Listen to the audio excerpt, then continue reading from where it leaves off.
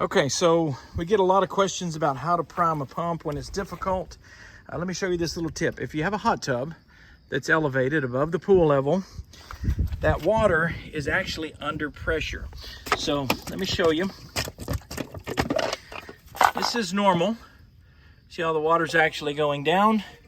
But watch this. When we open the hot tub, and there is a toggle switch underneath it right here, we flip that, this valve begins to rotate, and watch what happens to this water. It immediately begins to run in. So, now that you know that, put the lid on there and hit start, and it will use the hot tub water to prime very rapidly.